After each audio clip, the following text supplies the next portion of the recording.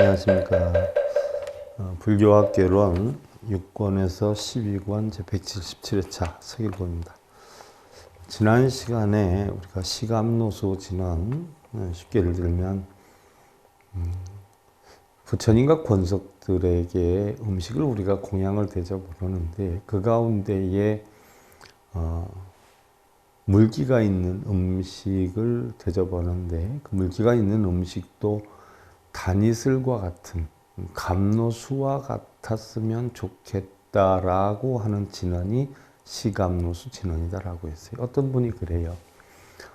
스님, 불교학개론이 내용을 듣고 보니까 너무너무 오묘한 게 많고 그동안은 참 전혀 모르는 상태에서 불공기도도 하고 불교의식을 했는데 하나하나 살펴보다 보니까 너무너무 그 오묘한 뜻이 담겨있고 좋다고. 그런데 이게 지금 177회차를 나가니까 한 번씩 볼라라고 해도 아주 까마득하네요 하는 분도 계시는데 사실은 하루에 한 개씩만 봐도요. 반년이면 보지 않아요? 반년? 반년. 그렇게 긴 거는 아니에요. 대충 저는 불교 공부를 하면서 가장 해석했던 것이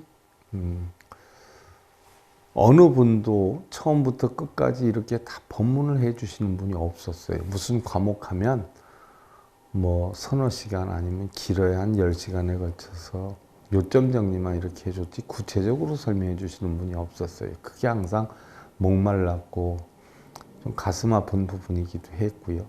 예를 들어서 우리가 학교 다닐 때 수학이다라고 하면 처음부터 끝까지 다 배우지 않아요? 영어다라고 하면 1과에서부터 끝까지 다 배우지 않아요? 근데 우리 불교 공부를 그런 식으로 체계있게 가르쳐 주시는 분은 안 계시더라 말이죠. 그래서 내가 이 다음에 공부를 해서 사람들에게 혹시 법을 전할 수 있는 기회가 된다라고 하면 처음부터 끝까지 시간이 아무리 걸린다라고 하더라도 좀 구체적으로 살펴서 전해 줘야 되겠구나 하는 것을 제가 서원으로 세워서 여러분들이 좀 그래요. 성격이 급한 분들은 일일이 이렇게 세밀하게 하는 것보다는 대충 해가지고 얼렁뚱땅해서 나 배웠다고 내세우고 나가 금강경에서 법화경에서 이러기를 좋아하는데 저한테 공부하시는 분들은 한 과목을 해도 최소한 100강 이상씩들 되니까 엄청 지루해하는 분들이 있는데 사실 분명한 것은요.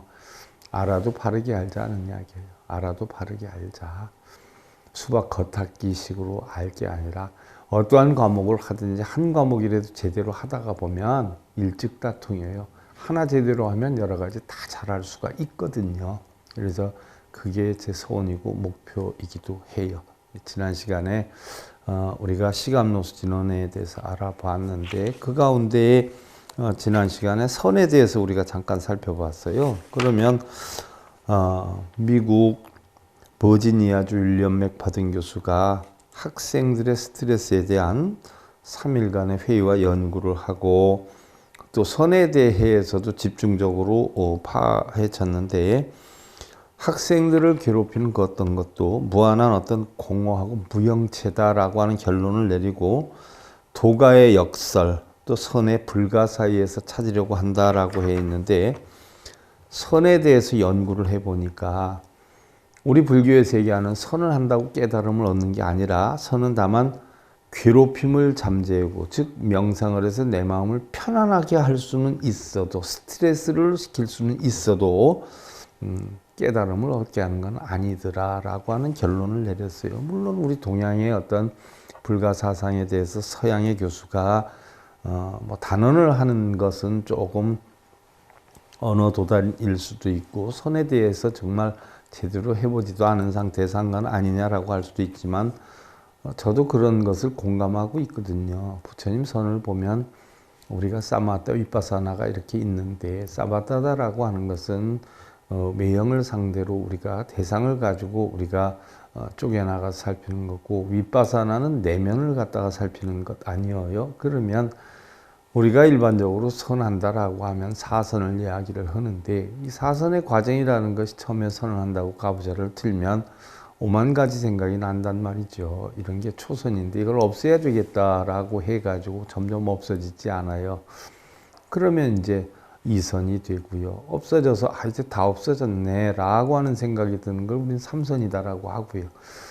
다 없어졌네, 좋네 라고 하는 생각도 버리는 걸 우리가 사선이다라고 하는데, 우리 선의 영향은 거기까지예요. 그냥 무상무념도 우리가 우리의 의지로 만드는 것이지 저절로 되는 것은 아니에요. 근데 저절로 되었다라고 하더라도 우리가 고요한 상태로 만드는 선이 깨달음의 전부는 아니에요. 깨달음은 거기서부터 시작이 되는 거예요. 그러니까 선의 요체는 깨달음을 얻을 수 있는 밭을 일구어 놓는 상태까지가 선이지, 거기서부터는 뭐예요? 자기가 뭔가 깨쳐야 된다는 얘기예요. 깨우침이라는 것은 우리가 그냥 가부좌를 들고 앉아서 뭐 하면 된다라고 하지만, 역대 선지식이 깨달음이 얻은 분들을 보면 선 수행하기 이전에 부처님 가르침에 대한 진리를 어느 정도 깨뚫고 다 있었던 상황에서 선을 했기 때문에 깨달음을 얻은 것이지, 그런 게 하나도 없는 상태에서 뭐 선을 한다고 깨달음을 얻는 것은 아니에요. 그래서 오늘은 유해진언에서부터 들어가는데, 유해진언이라는 것은 저주자를 쓴단 말이에요. 저주자. 이게 저유가 바다처럼 넓다. 유해진언. 그러면 뭐 우리가 달마선관법에서도 배웠어요. 뭐 우리가 8섬 4마리의 우유를 먹고 진리를 깨쳤다라고 하는데, 그 8섬 4마리의 우유를 먹은 게 아니라 그 우유가 바로 뭐예요? 바로 진리의 젖이에요. 진리의 젖. 그러니까 유해진언하니까 전유자를 쓰니까 젖을 바다와 같이 뭐 많이 먹는다 이건 아니에요. 바로 진리의 젖이 바다와 같이 넓게 공급이 된다. 공급을 해줬으면 좋겠다는 진언이 되는 것이죠. 그래서 음식을 드시고 진리의 젖으로 변해서 바다와 같이 널리 공급하는 진언이 유해진언인데, 음식이 진리의 저주로 변한다. 어떻게 진리의 저주로 변해요? 음식이?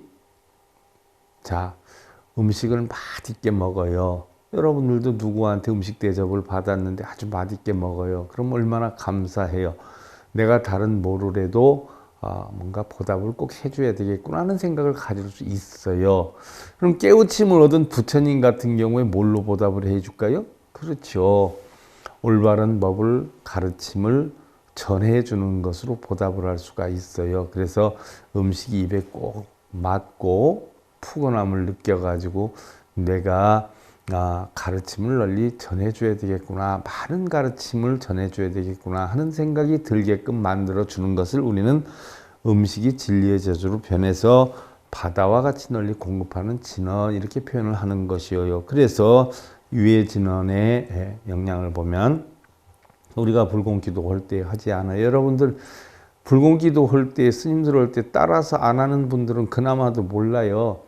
따라서 하는 분들은 하고 알기도 하겠지만, 따라서 하지 않는 분들, 또 전혀 그냥 가가지고서는 스님이 기도하고 앉았으면 합장하고 눈치시 감고 마음속으로 우리 아들 잘 되게 해주세요, 우리 자식 잘 되게 해주세요 빌다가 나중에 축원해서 이름 부르면 시주함에다 돈 10,000원짜리 하나 탁 집어넣고 꼭 소원성취, 이런 분들은 전혀 뭔 소리인지 몰라요.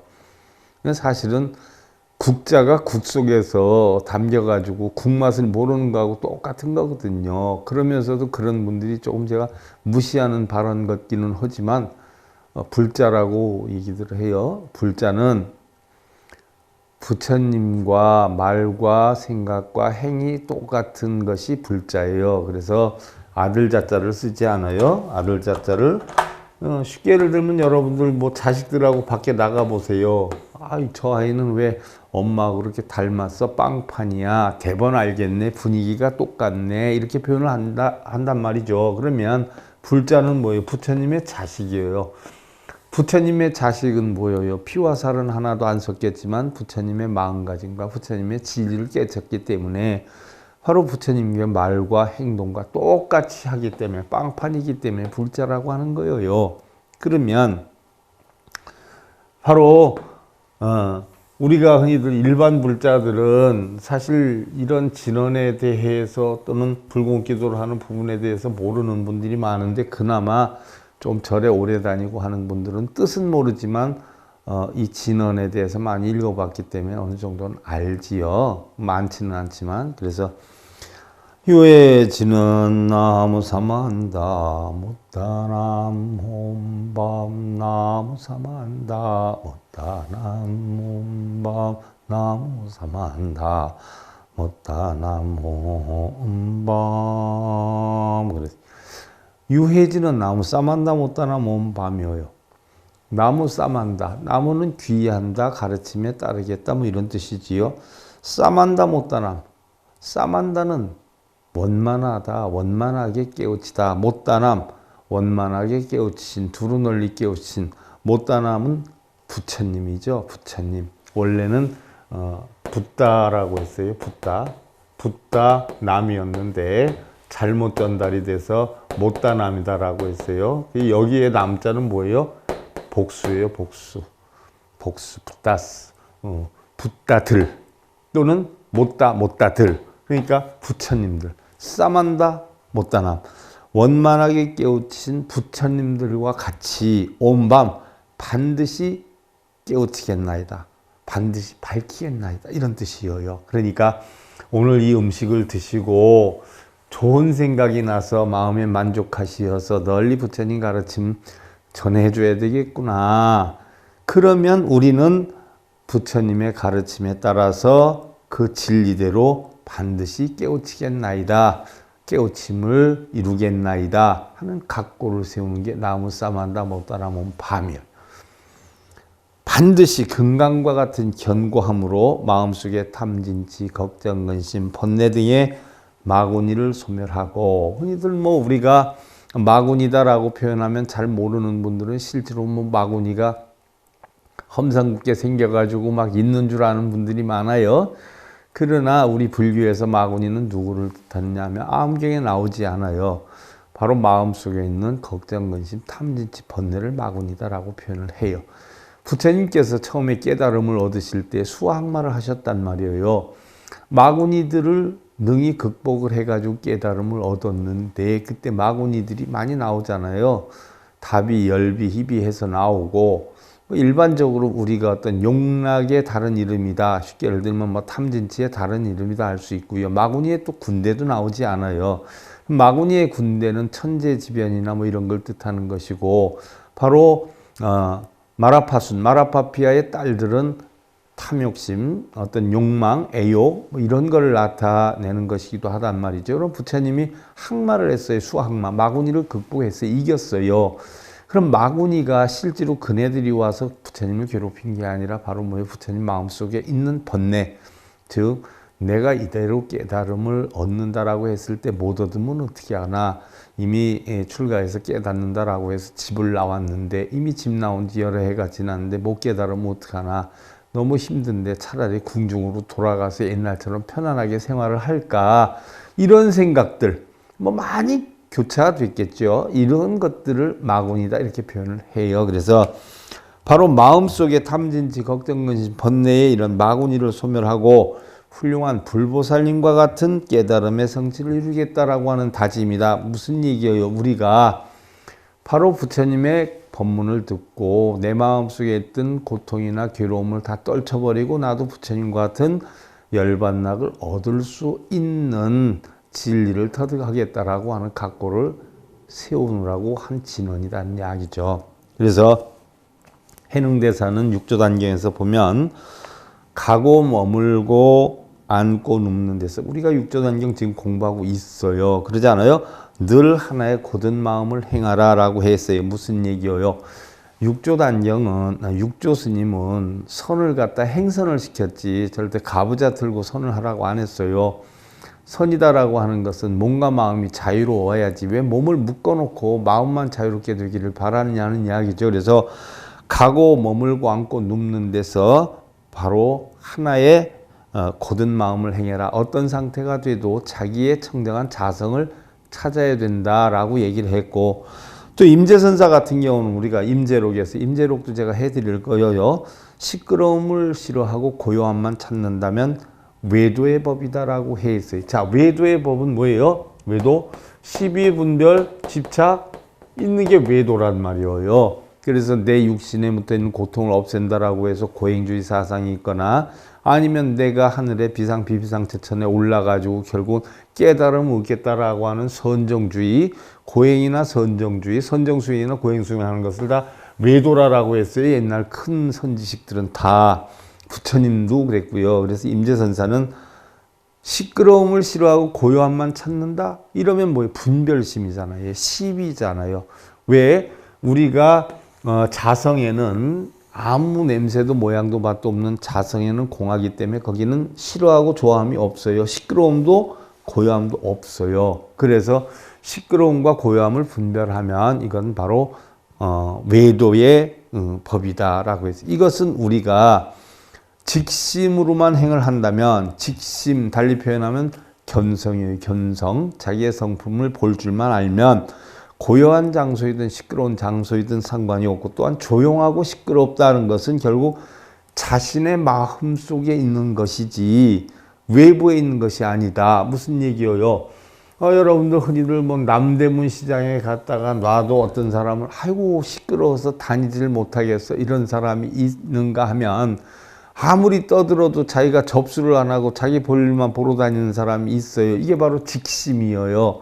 여기저기 끌려다니면 그게 외도품이고 자기의 성품대로 하면 이걸 직심이다라고 해요. 본성이다라고 해요. 그래서 결국 시끄럽고 안 시끄럽고는 어디에 있느냐? 내 마음에 있는 것이지 다른 외부에 있는 것이 아니다는 이야기죠.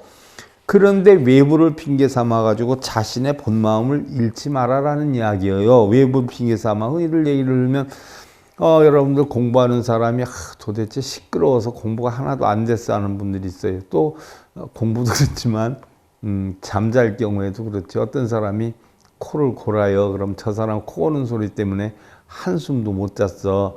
저 사람 이 가는 소리 때문에 한숨도 못 잤어. 이렇게 표현하는 분들이 있어요. 그러면 이미 거기에 끌려다녀서 그런 것이에요. 그럼 지금 여기 임재선사 말씀대로 하면 저 사람이 코를 갈든 이를 갈든 뭐예요? 자기 직심만 가지고 있으면 하나도 들리질 않아요.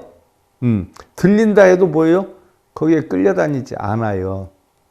귀가 있는데 왜 안 들리겠어요? 들리지만 거기에 끌려다니지 않아요. 끌려다니지 않는다는 건 뭐예요? 아이고 코를 왜 저렇게 시끄럽게 골아 잠도 못 자겠네 하는 이런 생각이 들질 않아요. 왜?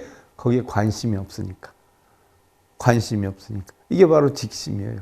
자기의 본성품을 보내는 거죠. 우리는 대부분 그런 외부를 핑계 삼아가지고 결국 자신의 본마음을 잃는 경우가 많은데 우리는 대부분 보면 기쁘고 슬픈 날, 즐겁고 괴로운 날들을 겪으면서 인생의 여정을 만들어 나가요. 그런데 희로애락에 쫓기다가 보면 정작 순수하게 자신의 행복을 느낄 수 있는 날들은 거의 없다 해도 과언이 아니라는 이야기죠. 무슨 얘기예요? 자기 스스로의 마음에서 사실 행복을 찾는다라고 하면 늘 행복한데 우리 행복의 기준을 어디에서 찾아요? 외부에서 찾아요. 외부에서. 왜 외부에서 찾아요? 첫째는 권력, 명예, 재물, 사랑, 환경 이런 데서 찾아요. 외부에서 찾다 보면 행복한 날이 하나도 없어요. 왜? 내가 내 집에서 내 남편을 볼 땐 최고인 것 같지만 다른 집 남편을 비유해보면 열받을 때가 있죠. 내가 내 집에서 볼 땐 내 자식이 최고인데 다른 집 자식이 더 훌륭한 어떤 면모를 보면 내 자식의 부족함을 느끼게 돼요. 불만이 생기게 돼요. 이게 다 우리는 뭐예요? 외부에서 찾기 때문에 행복한 날이 거의 없다는 이야기예요. 우리가 자신의 마음에서만 모든 걸 찾는다라고 하면 우리는 행복하지 않은 날이 하나도 없어요. 그래서 우리가 추구하는 즐거움이나 행복이나 이런 것들은 전부 스스로 만들어가는 것이지 주어지는 것도 아니고요. 빌어서 되는 것도 아니고요. 누가 만들어주는 것도 아니에요. 여러분들 예를 들어서 신랑을 잘 만나면 행복하고 신랑을 못 만나면 불행하고 뭐 아내를 잘 만나면 행복하고 못 만나면 불행하다라고 표현을 하지만 잘 만나고 못 만나고는 실제로 만난 게 아니라 자기 마음속에 잘 만났다고 생각을 하느냐 못 만났다고 생각을 하느냐에 있는 것이지 실제로 잘 만나고 못 만난 건 없어요. 어떤 분들은요, 남편에 대해서 불만을 굉장히 많이 갖기도 하고 아내에 대해서 불만을 갖기도 하지만 그런 걸 한번 생각해 봐야 돼요. 내가 최선을 다해서 만난 사람이 상대방이다라고 했을 때 나에게 가장 적합한 반려자가 바로 동반자가 저 사람이다라고 했을 때 그 사람 외에는 달리 행복을 느껴지지가 않아요. 그러니까 가장 행복함을 느끼면서 살아갈 수가 있다는 거예요. 우리가 더 많은 걸 추구하고 더 좋은 것들을 추구하려고 하다 보면 지금 삶의 만족을 못 느낀단 말이죠. 이러한 이치를 부처님의 가르침을 통해서 배워야 된다는 얘기예요. 그 다음에 이제 운심공양진언이죠. 운심공양진언. 자, 조금 전에 유해진언이 유해진언. 바로 음식이 굉장히 마음에 들어서 진리의 젖이 바다와 같이 넓게 퍼져나갔으면 좋겠다라고 했는데 이제 운심공양이에요. 운심, 마음을 움직여요. 어떻게 움직여요? 공양을 하게끔. 음식을 차려놨는데 야, 음식 맛있겠다. 뭔 놈 음식을 이렇게 준비했어. 우리 한번 빨리 먹어보자. 이렇게 마음이 변화하는 것이 생기게끔 하는 진언, 운심공양 진언이에요. 그래서 운심, 공양, 진언, 원차, 향공, 변법, 계보공, 무진, 삼보, 해자비, 수공, 증선근, 양법, 주세, 보불은, 나마, 살바다, 타제, 방미, 세바, 무게, 배약, 살바, 덕함무나, 하제, 바라, 해마, 옴하, 나감, 사바, 나마 살바다 타제 방미 세바 모게 배약 살바다 감무나 제바라 해마 옴 아나 감사와 나마 살바다 타제 방미 세바 모게 배약 살바 감무나 제바라 해마 옴 아나 감사와 음식을 먹고 싶다, 맛있겠다 해서 빨리 먹었으면 좋겠다라고 마음이 일어나게 했으면 좋겠다라고 하는 진언이에요. 자, 그걸 하면서도 또 약속을 하고 다지지요. 원차 향공 변법계, 향기로운 이 공양이 온법계 주로 해서 보공무진삼보해라. 다함없는 바로 부처님의 약사열의 부처님의 만족하신 공양이 되고 자비로서 받는 공양, 선근들이 늘어나며 자비수공 증선근, 명법 주세 보불은이라 바른 진리 오래도록 부처 은혜가 갚으리다. 그래서 바른 진리에 대해서 꼭 부처님 가르침에 은혜 갚겠습니다. 다지는 거예요. 그러면 부처님께 은혜를 갚는 일이 뭘까요? 부처님들이 가장 좋아하는 게 뭘까요? 자기한테 공부를 한 사람이 뭐예요? 깨달음을 얻는 것이겠죠. 학교 선생님이 가장 좋아하는 게 뭘까요? 자기가 가르치는 학생들이 자기 배움을 통해서 성적이 올라가거나 우수한 성적을 내는 것 좋아하겠죠. 우리 부처님께 은혜를 갚는다는 것은 부처님의 가르침을 통해서 깨달음을 얻는 것이. 그러면 깨달음을 얻는 것으로 끝나느냐? 아니죠. 거기 하나 추가된다면 뭐가 있을까요? 그렇죠. 부처님 대신해서 중생구제를 하려는 거죠. 중생구제다라고 하는 것은 수도 없이 얘기하지만 여러분들은 뭐 힘없는 사람 힘생기게 하고 결혼 못한 사람 뭐 결혼하게 하고 밥 없는 사람 밥 주고 이게 중생구제인 줄 아는 모양인데 사실 중생구제의 본래 뜻은요. 지혜가 없는 사람한테 지혜를 전달해 주는 게 중생구제예요. 그래서 밥을 못 먹는 사람한테 밥을 주는 게 아니라 밥을 먹을 수 있도록 가르침을 주는 거. 하고 안 하고는 자기 책임이에요. 자기 책임. 근데 할 수 있는 방법을 가르쳐 주는 거. 깨달을 수 있는 방법을 가르쳐 주는 걸 우리가 중생구제다라고 해요.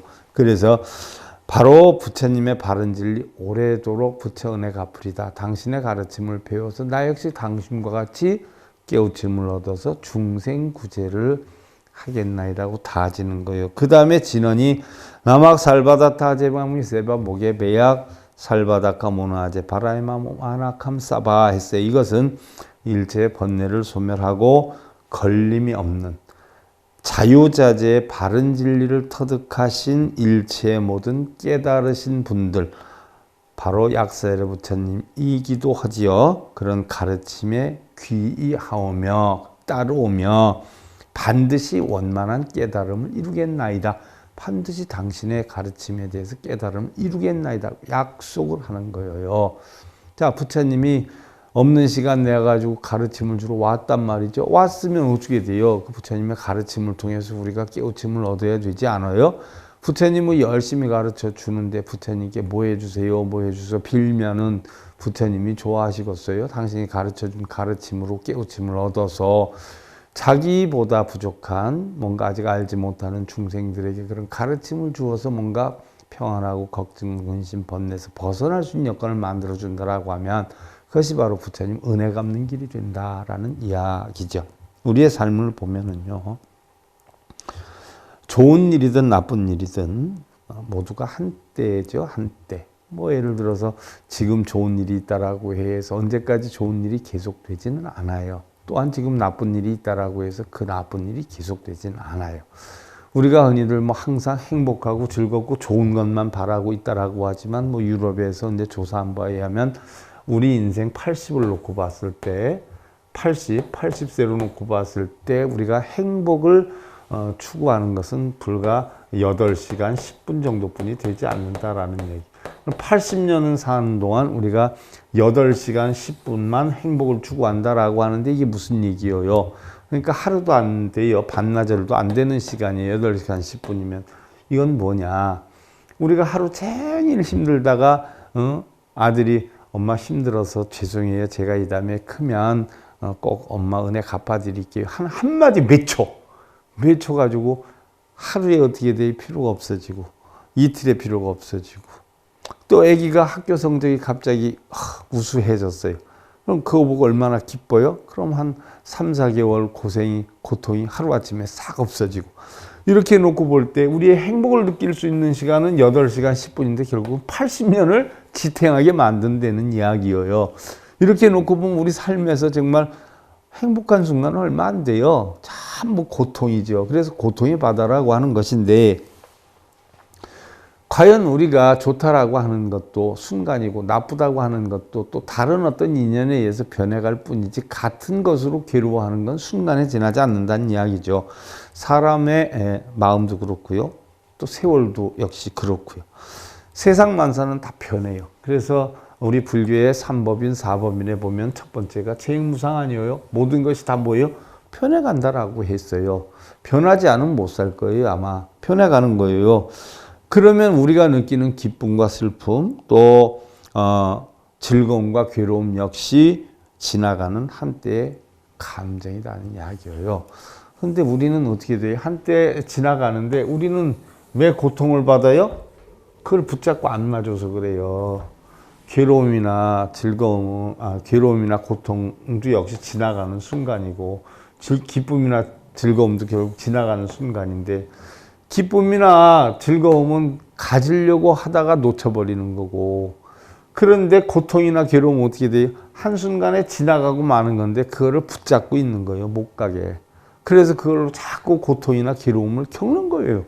그냥 놔버리면 바람 지나가듯이 구름 지나가듯이 지나가면 그만인데 그냥 잡고 있는 거예요. 나는 왜 이런 고통을 받아야 돼? 나는 왜 이렇게 살아야 돼? 나는 왜 저런 사람을 만났는지 몰라? 왜 내가 하는 일은 되는 일이 없어? 붙잡고 있어서 그래요. 되는 일이 왜 없어요? 안 되는 일도 없고요. 되는 일도 없어요. 그렇게 놓고 보면. 왜? 전부 된다 안 된다는 뭐예요? 내 마음의 시비분별이에요. 내 마음의 상상일 뿐이지 세상이 바뀌거나 그러진 않아요. 세상이 내 뜻대로 됐을 때 우리는 좋다 그러고 세상이 내 뜻대로 안 되면 괴롭다라고 하는데 그건 세상이 자연의 이치에 따라서 인연 따라 변해가는 것이지 내 뜻대로 되는 건 없는 것이죠. 일부러 또 내 뜻대로 안 되려고 하지도 않아요. 인연 따라가는 것이죠. 그러나 우리는 대부분 어떠한 어려움이 되었더라도 겪고 있을 때는 견디기 어렵고 힘이 들지만 지나고 보면 또 아무것도 아닐 수 있는 일들도 적지 않다. 그런데 우리는 대부분 뭐예요? 주기보다는 받으려 해요. 또한 손해보다는 이익을 바래요. 사실은 냉정히 보면 손해이득도 없는 것이거든요. 주는 게 받는 것이고 받는 게 주는 것이. 일례를 하나 들어서 여러분들이 자식한테 자식이 원하는 거를 나 엄마 노트북 하나 사주세요 그런단 말이에요. 그러면 노트북을 하나 사주었어요. 그럼 평소부터 사달라고 했는데 여건이 여유치 못해서 못 사주었는데 뭐 다급하다 보니까 할 수 없이 조금 어렵더라도 무리를 해서라도 노트북을 좋은 걸 하나 사주었어요. 그럼 돈이 나갔어요. 노트북을 100만 원 주고 샀다라고 가정을 했을 때 100만 원이라는 돈이 나갔어요. 나갔는데 개인으로 따지면 엄청 큰 손해죠. 하지만 아기가 그 노트북을 가지고 이제 공부를 제대로 할 수 있다라고 하면서 기뻐하고 즐거워했을 때 내가 돈은 나갔지만 아기로 인해서 얻어지는 뭐가 있어요? 행복이 있어요. 손해본 만큼 뭐예요? 나는 이득을 보고 있어요. 이것이 결국 자리이타예요. 너를 위해서 내가 움직이다 보니까 너를 통해서 내가 행복을 느끼는 거. 이게 자리이타예요. 주는 게 받는 거예요. 돈은 나갔지만 마음의 뿌듯함은 느끼지요. 부부 사이에도 마찬가지일 거예요. 남편이 있는 돈 없는 돈 해서 저축을 해가지고 모아가지고 어떤 뭐 기념일을 통해서 아내에게 선물을 하나 했다. 그러니까 남편은 돈은 나갔어요. 근데 아내는 그 선물을 받고 얼마나 좋아해요. 돈은 나갔지만 아내를 통해서 행복을 느끼는 거예요. 그러니까 주는 게 받는 거예요. 받는 게 주는 거란 말이죠. 그러니까 냉정히 보면 주고받는 게 없어요. 물질적으로는 나가지만 정신적으로는 받았단 말이죠. 합쳐놓으면 본전이에요. 이게 우리 불교의 삶이고 부처님 가르침의 삶이에요. 이게 바로 중도의 도예요. 이득도 손해도 없어요. 행복도 불행도 없는 것이에요. 주는 게 받는 거예요. 이런 이치를 알아야 된단 말이죠. 그런데 대부분 손해이익 따져서 손해보다는 이익 바라고 노력하는 것보다는 유행이나 행운만 바라고 있고 기다리는 것보다는 한순간에 얻기를 바라는 이런 마음 때문에 결국 우리는 지금 이 순간 행복하게 살면서도 결국 행복을 느끼지를 못하고 살아요. 행복을 잊고 살아요. 이미 자신 속에 행복이라는 건 담겨져 있단 말이죠. 그걸 꺼내야 돼요.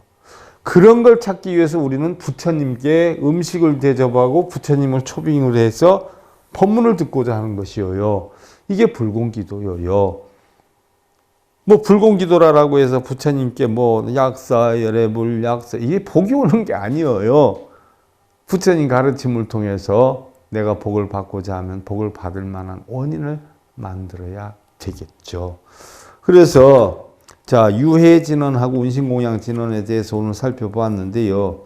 그럼 음식을 제대로 정말 잘 드시게끔 마음에 들게 드시게끔 드시고 진리의 법문을 전해야 되겠다는 생각이 일어났으면 좋겠다 하는 내용의 바로 유해진언, 운신공양진언 살펴봤고요. 다음 시간부터는 그러면 부처님이 진실 음식을 잡수는 동안 음식 잡수고 나면 우리는 법문을 들어야 되지 않아요?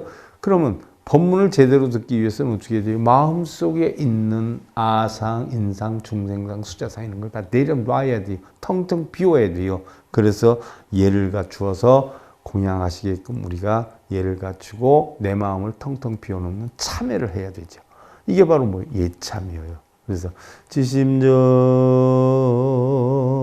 내 공양 이 예참에 들어가는 거예요. 음식 잡수는 거 우리가 예를 갖춰서 드리고 법문을 듣기 위한 준비로서 내 마음을 텅텅 비우는 거. 우리가 절에 올 때 부정하지 말고 와라 하는 것은 여러분들 뭐 고기 안 먹고 오고 비린 거 안 먹고 오고 뭐 이상한 거 안 보고 상갓집 안 가서 오는 게 부정하지 말고 오는 게 아니라 내 마음을 차기 암안심, 교만심, 퇴굴심, 용의심 이런 거 다 버리고 텅텅 비우고 오란 얘기예요. 그래야 부처님 가르침을 잘 들을 수가 있죠. 그게 부정하지 말고 오라는 것이에요. 부정하지 말고. 괜히 그냥 목욕하고 오라니까 몸만 닦고 오죠. 마음을 목욕하고 오라는 거예요. 목욕하고 오라는 거. 마음을 목욕하고 텅텅 비워서 근데 마음은 꽉 아상아만만 채우고 교만심만 채우고 몸만 닦고 와요, 몸만. 그래서 달마대사께서는 참 어리석은 중생들이다 이렇게 표현했어요. 다음 시간에 예참에 대해서 살펴보기로 하고요. 오늘 불교학개론 6권에서 12권 제 177회차 서일봉이었습니다. 감사드립니다.